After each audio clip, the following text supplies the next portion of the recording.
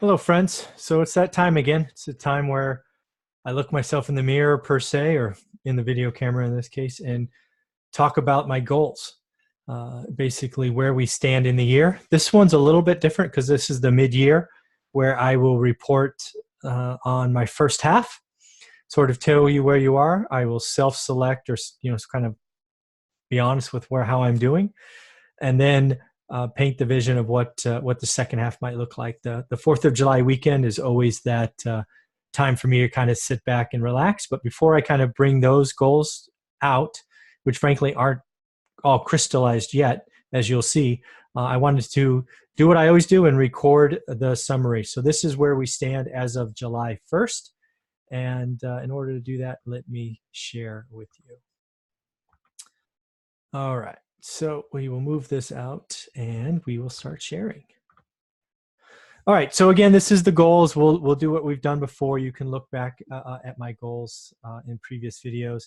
But do me a favor, hit that subscribe button if you haven't already. I do put out daily content, usually more than one video a day, but I do commit to one video a day.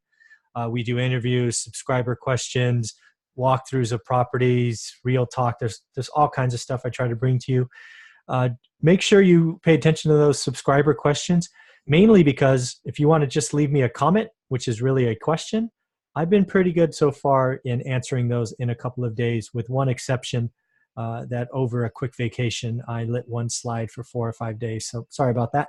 But other than that, I've been able to get them out pretty quick. So without that, let's keep going. So here's my 2019 goals. I broke them up. And if you want to, you can go back and look at the videos to see them. But I had a family goal, health goal. I had a goal for my buy and hold business, the stuff that we retired on. We did start doing some flips. I had some goals for the YouTube channel. And then I had some extras. And again, these were all created and published right around January 1st, might have been December 31st, somewhere right in there. I shared all of these with you the first time. And then every month thereafter, we've been looking at them. So I do believe it's important to track your spreadsheet. This spreadsheet is actually on the wall right in front of me, but this is how I tracked them in the beginning. But as you'll see, that has morphed. So let's just go in and look at where we are in June, right? Just wrapped up June. So in the beginning, I talked about taking some trips, right? We're financially free. We can't do anything stupid, right? We can't go on mega cruises or first class or charter jets or anything like that. But, we can take some trips. We can do some driving. And, we did have a sick puppy for those 4 months that we unfortunately lost in May. So that was tough. But we did take a first trip in June with our last remaining puppy, and it was a good time had by all.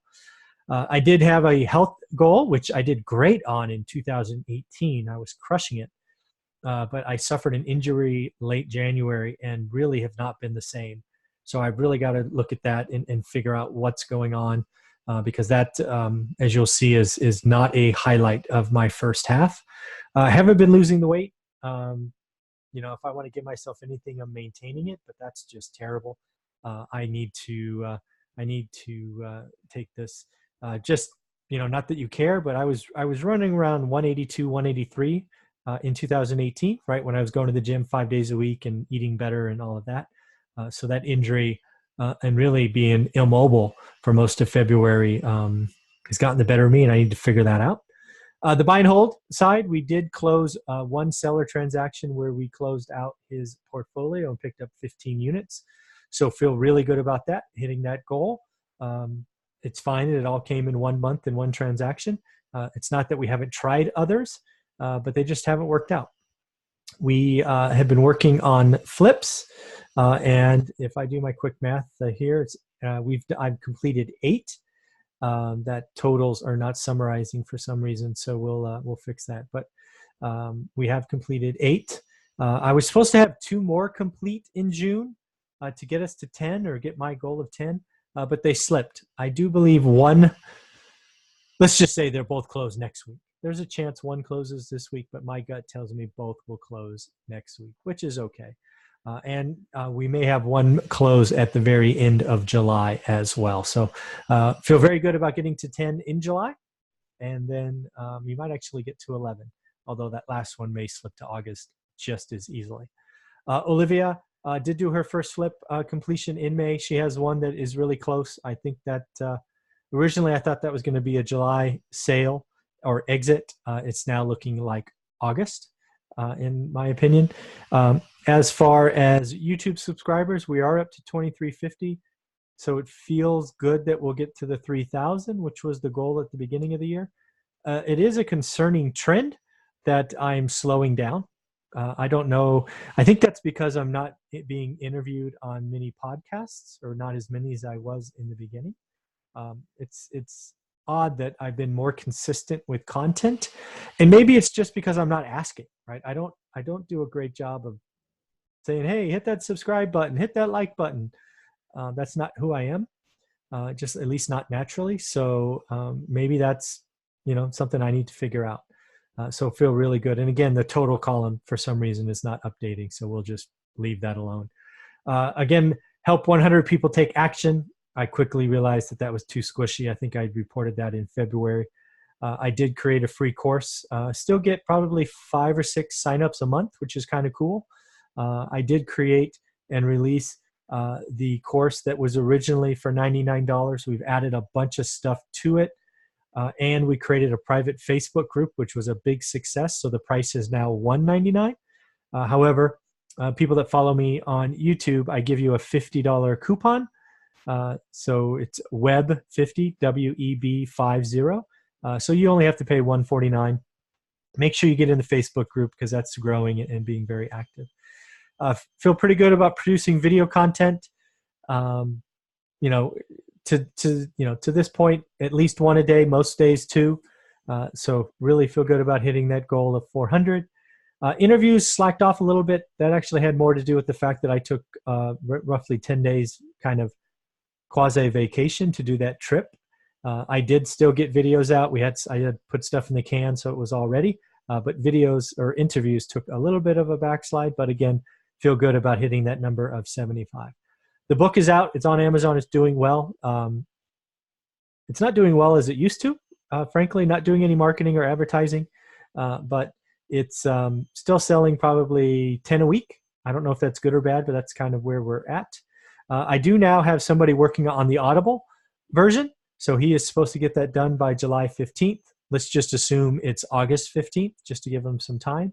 But we will see when that happens, because I believe you have to create it. And then there's a pretty exhaustive Audible process that goes through to check the quality and the like. And one of the things that I've held back on doing an Audible version is the time and cost required.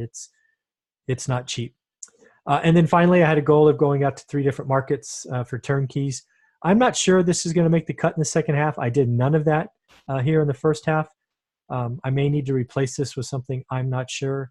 But I had every good intention. And I realized that if I started doing that, I would probably distract my focus and it might become a problem. So that was a goal, well-intentioned, but probably would have been a distraction. But I'm still looking myself in the mirror and didn't do that in the first half. So my first half assessment, again, I'm pretty hard on myself traditionally. So monthly tracking, sharing with you, sharing with the audience.